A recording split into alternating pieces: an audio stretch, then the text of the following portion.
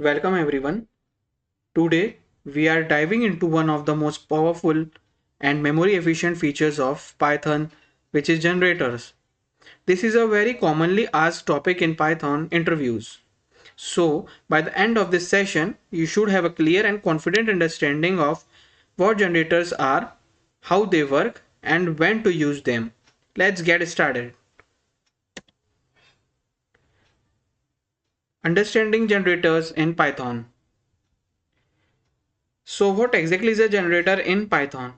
A generator is a special type of function that instead of returning a single value, using the return keyword, uses the yield keyword to produce a sequence of values one at a time. This is what makes generators fundamentally different from regular functions. When a regular function is called, it runs completely and returns a result. But a generator function is lazy. It pauses at each yield statement and only continues when you explicitly ask for the next value. This is done using Python's built-in next function or simply by iterating over the generator with a for loop. The biggest advantage of generator is memory efficiency. Unlike a list which stores all its value in memory at once, a generator only computes and holds one value at a time. This makes generator ideal for working with large datasets, reading big files, or streaming data. Scenarios where loading everything into memory at once would be too expensive. Now let's look at the code example. We have a function called myGenerator that takes a number n as input. Inside the function, there is a for loop that goes from 0 to n minus 1.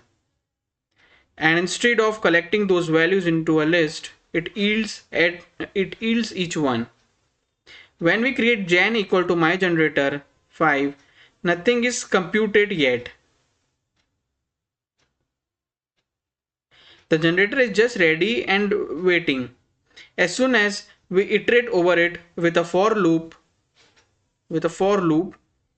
it produces the values 0, 1, 2, 3, 4, 1 at a time.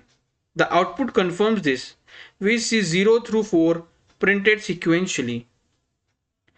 This is the power of generators, simple to write, highly efficient to run. Great, now let's move on to our second interview question. This one is a classic problem. Find common elements between two elements. This tests your ability to think about both correctness and efficiency. The naive approach, checking every element of one list against every element of the other, would be slow for a large list, so the question is, can we do better? Find common elements. The answer is yes. And the most elegant solution in Python is to use sets. Sets in Python are built on hash tables, which means checking for membership is very fast. It happens in constant time or O1. So when we convert both lists to sets and use the AND intersection operator, we are comparing the two collections in linear time ON, which is far more efficient than a nested loop approach. Let's walk through the code. Our function common elements takes two lists as input. First, it converts both lists to sets. Then, it applies the AND operator, which returns only those elements that exist in both sets. Finally, it converts the result back to a list and returns it. In the example, we pass 1, 2, 3, 4 and 3, 4, 5, 6.